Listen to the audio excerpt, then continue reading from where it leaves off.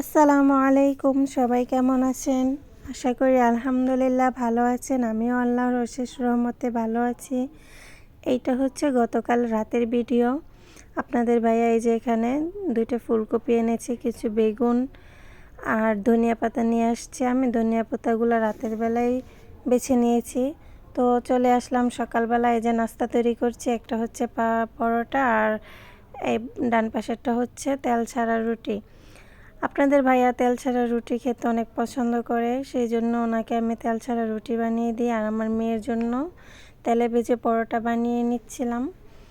তো উনি তেলটা খেতে একদমই পছন্দ করেন না, কেননা যে তেলে অনেক অসুস্থতার কারণ হয়, সেই জন্যে এই যে আমি রুটি একটু বেশি করে বানিয়ে নিচ্ছিলাম। দেখা গেছে রাতের বেলা ওনাকে আজকে রুটি দিব, চেষ্টা করি ওনাকে সকালে রুটি আর রাতে রুটি দিতে, দুপুরে ভাত খায়। কেননা ওনার ওজনটা একটু বেড়ে গেছে, সেই জন্য রাতের বেলা রুটি খাওয়াটাই বেটার মনে করি। তো আমি কী করি, সকালবেলায় এই রুটিটা একটু বেশি করে বানিয়ে ফেলি, যাতে করে যে রুটিটা থেকে যায় ওনার রাত্রে হয়ে যায়। এই যে এদিকে দেখেন আমার ছোট্ট মেয়েটা সোনামণিটা রাতের কিছু তরকারি ছিল, ও বড় মেয়েকে বলছিলাম আনার জন্যে, উনি কী করছে যে পিচ্ছিটাকে দিয়ে দিচ্ছে। ও এসে এই যে মাত্র ঘুম থেকে উঠছে, এখনও ঘুম চোখের যায় নাই, তারপরও কত সুন্দর করে মাশাল্লাহ এই যে তরকারি কড়াইটা নিয়ে আসছে, বলতেছে আম্মু নাও। আমি বলতেছি মা তোমার ঘুম হয়েছে? বলতেছে হ্যাঁ হ্যাঁ বাবা বাবা, মানে বুঝাচ্ছে যে ওর বাবা ওকে ঘুম থেকে উঠিয়ে দিয়েছে। এই যে আমার রাতের কিছু তরকারি ছিল এখানে।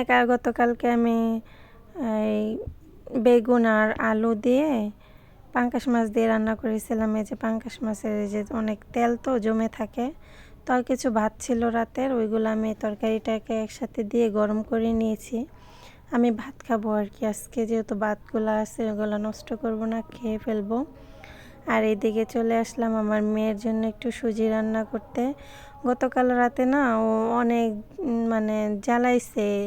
দেখা গেছে গতকালকে ওকে সন্ধ্যা 6টা-7টার দিকে, 7টাও বাজে নাই, 6টার দিকে খাবার খাইয়ে ঘুমিয়ে পড়ছিল, যার কারণে রাতের 3টায় উঠে অনেক বিরক্ত করছে ক্ষুধার জন্য। আসলে কি ও রাতে তো ফিটার খায় না, সেই জন্য দেখা গেছে খিদায় ঘুমাইতে পারে না, জ্বালায়। তো সেজন্য সকাল সকাল ওর জন্য একটু সুজি রান্না করে নিলাম। আর এই যে দেখুন এটা হচ্ছে আমার টয়লেট। আপনারা অনেকে হয়তো বলতে পারেন যে আমি বাইরে কেন রান্না করি। এই যে আগে এটা আমার রান্নাঘর ছিল, এই যে দেখতে পাচ্ছেন ওয়াশিং মেশিনটা, এখানে আমার চুলা ছিল জানালার সাইডে, মানে তাক দেওয়া ছিল আর কি। তো তাকের উপরে আমি দাঁড়িয়ে রান্না করতাম। তো এখানে আমার চুলাটা ছিল। আর এই কিচেন র্যাকটাও এখানে ছিল না, কিচেন র্যাকটা আমি নতুন কিনেছি। আর এই যে এই আয়নাটা দেখতে পাচ্ছেন ডান পাশে, আয়নাটাও এখানে ছিল না, আমি পরবর্তীতে এখানে লাগিয়েছি যখন আমি রান্নাঘরটা এখান থেকে ভেঙে ফেলেছি। রান্নাঘরটা এখান থেকে ভেঙে ফেলার কারণ হচ্ছে, পরে বলতেছি, এই যে দেখুন মানে আমার ডান পাশে যে জায়গাটা, এখান থেকে একটা দরজা করব, ওই পাশে জায়গা আছে, আমি ওইখানে রান্নাঘর করব, মানে বারান্দার সাথে অ্যাডজাস্ট করে। আগে যে এখানে রান্নাঘর ছিল ওটা ভাঙার কারণ হচ্ছে বাথরুমের সাথে দেখা গেছে রান্না করতে গেলে কেমন একটা আনিজি লাগে, সেই জন্যে ভেঙে ফেলেছি। এখন আমি ওই যে আপাতত বাহিরে দেখা যাচ্ছে সেখানে রান্না করি। তবে ইনশাল্লাহ খুব শীঘ্রই ঘরের কাজ করব। আপনাদের সাথে যে গল্প করতে করতে এদিকে আমি ঘরটাও গুছিয়ে নিয়েছি। এটা হচ্ছে আমার বারান্দার পাশে ছোট্ট একটি রুম। এই রুমটি আমি করেছি আমার মেয়ে থাকার জন্যে।